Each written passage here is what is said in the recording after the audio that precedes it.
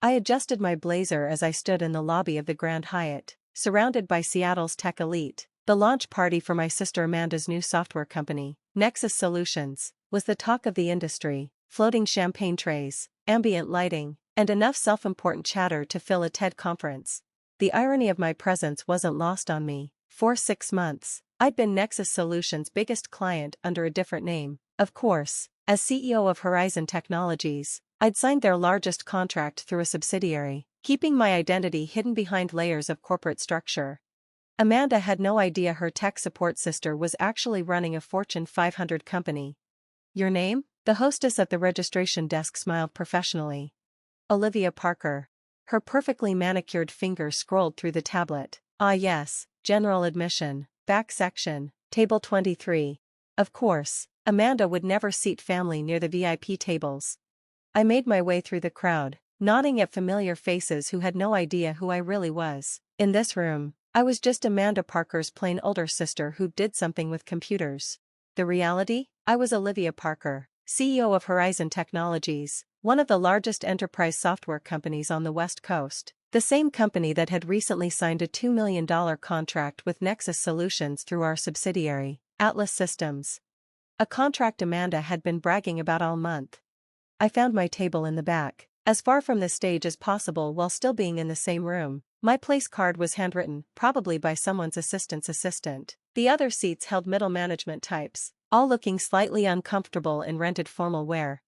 Ladies and gentlemen, a voice boomed over the speakers. Please welcome the visionary founder and CEO of Nexus Solutions, Amanda Parker.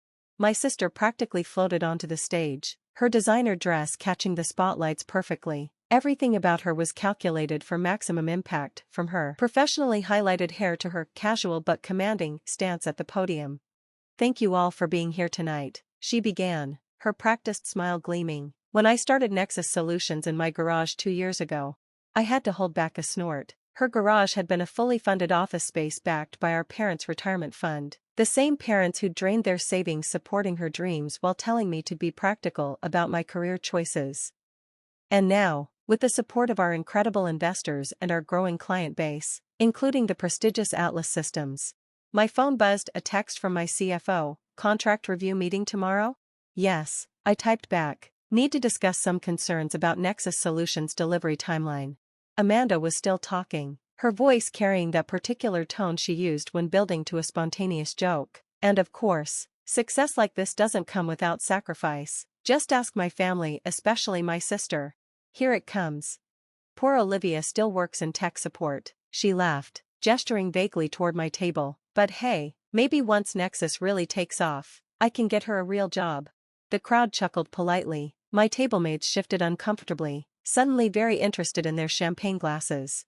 I stayed perfectly still, my face neutral. Let her have her moment. The punchline would come soon enough. After the speech, Amanda worked the room like a politician, air-kissing investors and laughing just a little too loudly at their jokes. She was approaching my table, probably for the obligatory family acknowledgement, when her COO intercepted her. Amanda, the Atlas Systems representatives are here. Her face lit up. Where? Actually, I stood slowly, straightening my blazer. I can help with that. Amanda's perfect smile flickered. Olivia, not now. I need to meet with some very important people. Yes, I smiled. You do. I pulled out my business card, not the generic one I used for family functions, but my real one, CEO, Horizon Technologies, embossed in silver on heavy stock. What is this? She frowned, taking the card automatically. Proof that your sister did a little better than tech support. I turned to her COO, John, isn't it? We spoke last week about the implementation timeline concerns. The color drained from his face. Ms. Parker, you're the CEO of Horizon Technologies, parent company of Atlas Systems, your biggest client. I smiled at Amanda, surprise. The room didn't exactly go silent, there were too many people for that, but a bubble of quiet spread around us as nearby conversations stuttered to a halt. This is a joke, Amanda said flatly. You can't be. Call Marcus Thompson at Atlas, I suggested, or better yet, check your own contract. The final approval signature? That's mine. She fumbled for her phone, fingers trembling slightly as she pulled up her emails. I waited patiently as she found the document, watched her scroll to the last page. Olivia J. Parker, she read aloud, her voice barely a whisper. CEO, Horizon Technologies. The same sister who's just in tech support, I noted mildly, though I suppose running a Fortune 500 company could be considered technical support of a sort. John the COO looked like he wanted to sink through the floor. Several nearby investors were poorly concealing their interest in the unfolding drama. Why didn't you tell me? Amanda demanded, her professional mask cracking. All this time. Would you have believed me? I asked quietly, or would you have dismissed it? Like you dismiss everything about me that doesn't fit your narrative? I don't. Don't what? Don't constantly belittle my achievements? Don't treat me like I'm beneath you? Don't use me as a punchline in your speeches? She flinched. That was just a joke. No, I cut in. It was cruel, and now it's backfired rather spectacularly, hasn't it? The silence had spread further now, even the ambient music seemed muted. About that contract, I continued pleasantly, we should discuss the delivery timeline issues. Your team's missed 3 milestones already. We can fix that. John jumped in desperately. If we could schedule a meeting.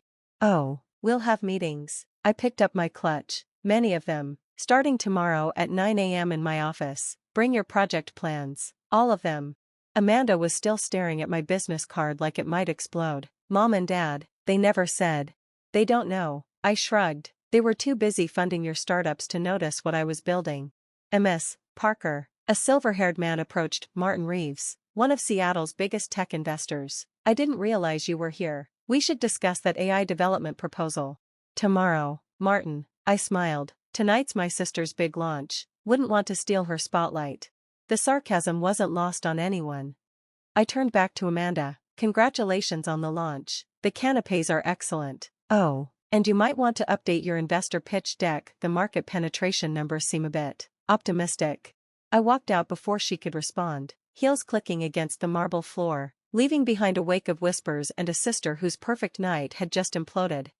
The next morning, I arrived at my office to find it already buzzing with activity. Sarah, my assistant of 5 years, met me at the elevator.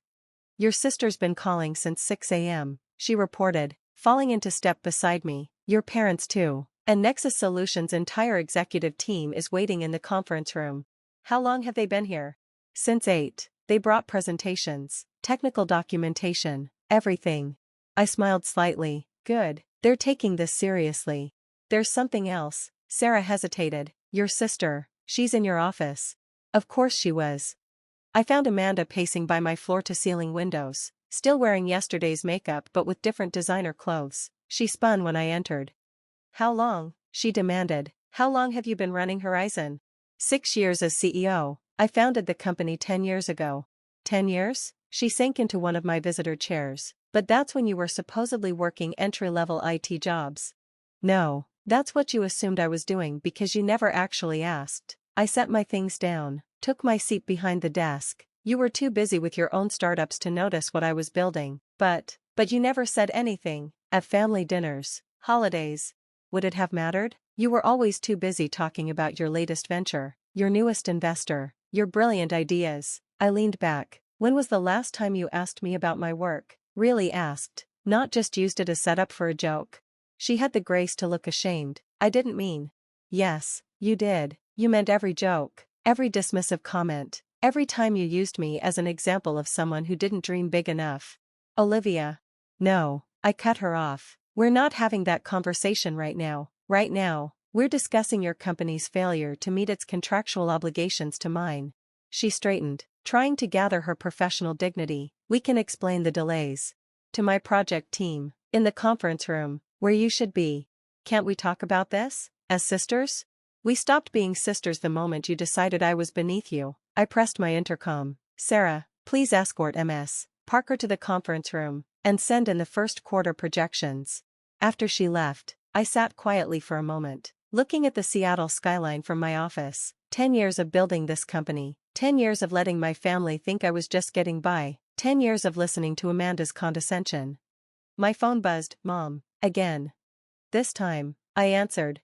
Olivia? Her voice was uncertain. Is it true? Amanda just called us. Yes, Mom, it's true. But why didn't you tell us?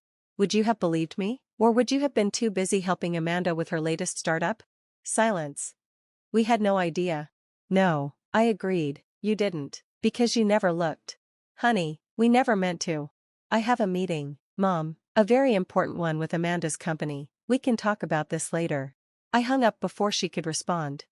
The conference room was tense when I walked in. Amanda sat between her COO and CTO, all three looking like students called to the principal's office. My team, actual tech experts, not just people who talked a good game, filled the other side. Let's begin, I said, taking my seat. John, walk us through the missed milestones. The next 3 hours were brutal. Every flaw in their system, every missed deadline, every optimistic projection was laid bare. Amanda's technical team struggled to explain their decisions to people who actually understood the technology. So, I concluded as the last presentation ended, you've missed 3 major deliverables, your codebase is inefficient, and your scalability projections are fundamentally flawed. We can fix it, Amanda's CTO insisted, we just need more time. Time isn't the issue, I cut in, competence is. Amanda flinched. Here's what's going to happen, I continued. We're assigning our senior development team to review your entire system. You'll implement their recommendations without argument, miss another milestone, and we pull the contract. You can't, Amanda burst out, that contract is half our revenue. Then I suggest you start taking it seriously. I stood, daily progress reports starting tomorrow. My team has complete access to your systems, no exceptions. They filed out looking shell-shocked. Amanda lingered. Olivia, please.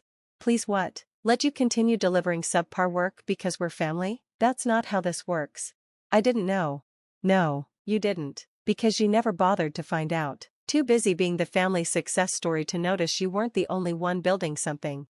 She sank back into her chair. Does it feel good, getting revenge like this?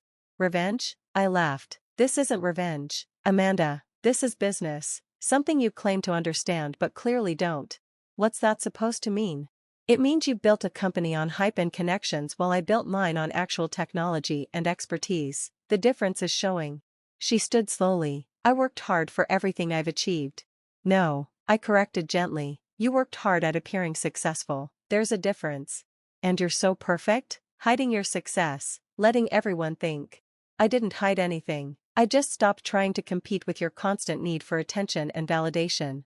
That hit home. She stepped back like I'd slapped her. The meeting's over, I said, gathering my papers. You should get back to your office. You have a lot of work to do. After she left, I went back to my office and pulled out an old photo, me and Amanda as kids. Before competition and comparison had driven us apart, we were both smiling, genuine smiles without artifice or agenda. Sarah buzzed my intercom. Your father's here. Of course he was. Dad looked older than I remembered, standing awkwardly in my office doorway. Gone was the confident businessman who'd always treated my career choices with benign neglect. Nice view, he said finally. Better than the IT department you always assumed I was stuck in?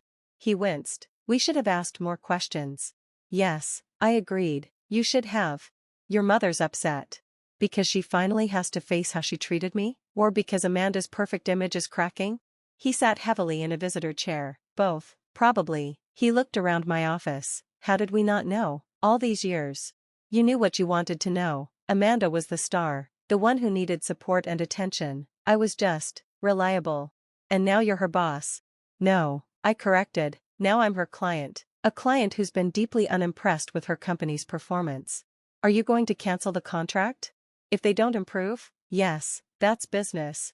He nodded slowly. You know, I always thought Amanda inherited my business sense. Turns out you did. I inherited your work ethic, I said quietly. Amanda inherited your love of appearances. That hit home. He looked down at his hands. We failed you, he said finally. No, I stood, walking to the window. You just failed to see me. There's a difference. 3 months later, I sat in the same conference room, reviewing Nexus Solutions' latest progress report. The improvements were significant, amazing what proper oversight and actual consequences could accomplish. Amanda sat across from me, looking different. The designer clothes were still there, but the artificial confidence was gone, replaced by something more genuine. The system updates are complete, she reported. All performance metrics are exceeding targets. So I see. I closed the report. Well done. She blinked, surprised by the praise. Really? I'm hard on my vendors. Amanda, not cruel. You've done good work here. We had help, she admitted. Your team, they know things we never considered. That's what happens when you focus on substance over style. She was quiet for a moment. I'm sorry, she said finally, for everything, the jokes, the dismissal, the way I treated you. I know. How did you do it? Build all this while you were mocking me? Simple. I stopped caring what you thought and focused on what I could build. She nodded slowly. I get that now. The difference between appearing successful and being successful. Do you?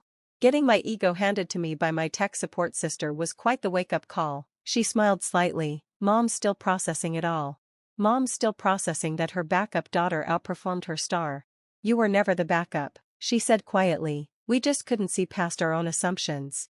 I studied her for a moment. The old Amanda would have turned this into a performance, a dramatic scene of reconciliation. This Amanda just sat there, accepting her truth. The contract's up for renewal next month, I said finally. She straightened. I know. Submit your proposal by Friday. And Amanda? I stood. Make it real this time. No hype, no inflated projections, just honest work. I will. She gathered her things, then paused. Sunday dinner this week? Mom's cooking. Will I be the punchline of your stories again? No, she said seriously, but I might ask you for actual business advice, if that's okay. I smiled slightly. That would be okay. After she left, I went back to my office and looked at that old photo again. Two sisters, before success and competition had driven us apart. Maybe, just maybe, we could find our way back to something real. My phone buzzed. A text from Mom. Dinner on Sunday? I'd like to hear about your company, really hear about it. I looked out at the Seattle skyline, at the city where I'd built my success while my family looked the other way, at the empire I'd created while they underestimated me. Yes, I texted back, I'd like that. Because sometimes the best revenge isn't revenge at all, it's simply standing in your truth and letting others finally see you clearly. Even if it takes a $2 million contract and a very public revelation to make it happen. What do you think about Olivia's story? Was she right to keep her success hidden, or should she have been more open with her family? Share your thoughts in the comments below, and don't forget to follow for more stories about family, success, and the courage to be seen.